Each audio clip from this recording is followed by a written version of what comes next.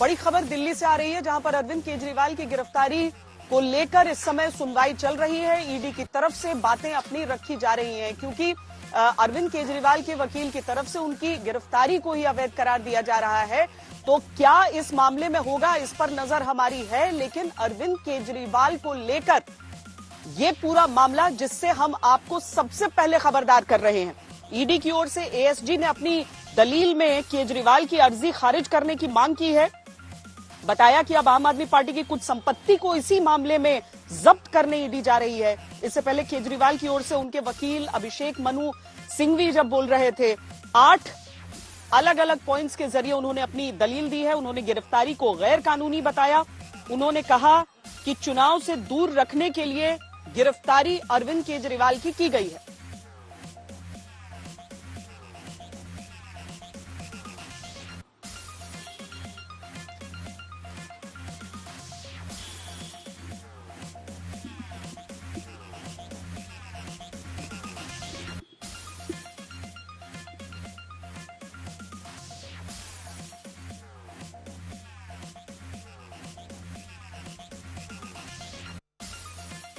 अरविंद केजरीवाल जी एक severe diabetes के patient हैं।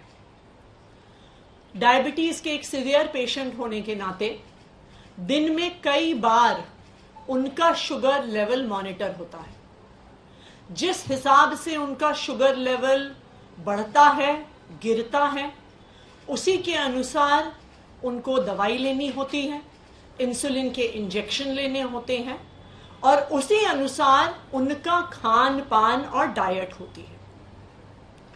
डायबिटीज एक ऐसी बीमारी है कि जब सिवियर होती है तो उसके साथ जुड़ी हुई बहुत सारी कॉम्प्लिकेशंस होती हैं। क्या एक sitting chief minister flight risk है कि वो भाग जाएंगे, कि वो गायब हो जाएंगे? बिल्कुल भी नहीं है। लेकिन ये अरविंद केजरीवाल को कुचलने का एक तरीका है। मुझे कोई भी प्रशासन ये बता दे, कोई भी डॉक्टर ये बता दे कि 12 दिन में 4.5 किलो वजन कम होना कोई नॉर्मल चीज है। आज जेल प्रशासन तो एक दिन की बात करेगा जब उनके पास गए वो। हम बात कर रहे हैं जिस दिन उनकी गिरफ्तारी हुई तब से लेके और लास्ट अपडेट आने तक, और ये ऑन रिकॉर्ड है। जब वो अरेस्ट हुए 69.5 केजी उनका वेट था, और लास्ट अपडेट जो आई तब उनका वेट 65 केजी था।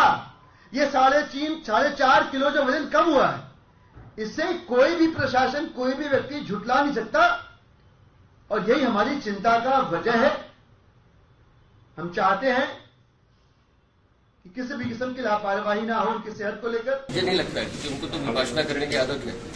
अरविंद केजरीवाल को लगातार ऐसा करते ही रहते हैं, और अभी तो उनको खाना भी घर से जा रहा है, बिस्तर भी घर से जा रहा है। तो मुझे लगता है इस तरह की चीजें खुद ही उड़ाते होंगे।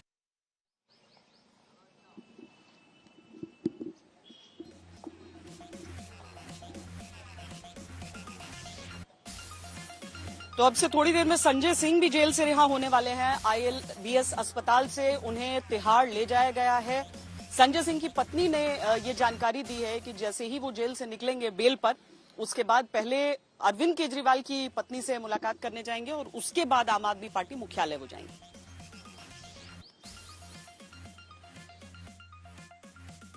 संजय सिंह के खिलाफ कोई भी सबूत आपने नहीं दिया, ना पैसे का सबूत दिया। किसी आदमी ने 9 बार गवाही दी, संजय सिंह के बारे में नहीं कहा। 10वीं गवाही में आपने उस पर दबाव डाल के उससे कुछ कहलवा दिया, तो कोर्ट ने कहा ये कैसे हो सकता है। इसलिए ईडी ने लंच के बाद केंद्र सरकार से बात करके कहा कि हम इसका विरोध नहीं करेंगे, क्योंकि अगर विरोध करते और कोर्ट जमानत देती, जैसा कि कोर्ट ने पहले ही कह दिया था, तो ये पूरा का पूरा केस जो है हवा में उड़ जाता, पूरा का पूरा केस ही खत्म हो जाता। इसलिए सिर्फ अपनी इज्जत और इस केस को चलाए रखने के लिए ईडी ने उनकी जमानत पे सरेंडर कर दिया। पहली बात कि बेल मिलना एक सामान्य प्रक्रिया है, उससे किसी को बरी नहीं समझा जाता है। दूसरी बात कि हम तो बार बार कह रहे हैं कि कोर्ट जो भी करे वो सही है। हम तो बार बार कह रहे हैं कि इस देश में कानून चलना चाहिए, संविधान का पालन होना चाहिए। तो हम तो कभी ये नहीं कहे कि, वही कहते थे कि भाजपा बेल नहीं दे रही है, अब बेल दे दे तो कोर्ट, नहीं मिले तो भाजपा। ये कहां से हो सकता है? ये सभ्य समाज का कोई भी व्यक्ति ऐसा सोच नहीं सकता। और हम लॉ में विश्वास करते हैं।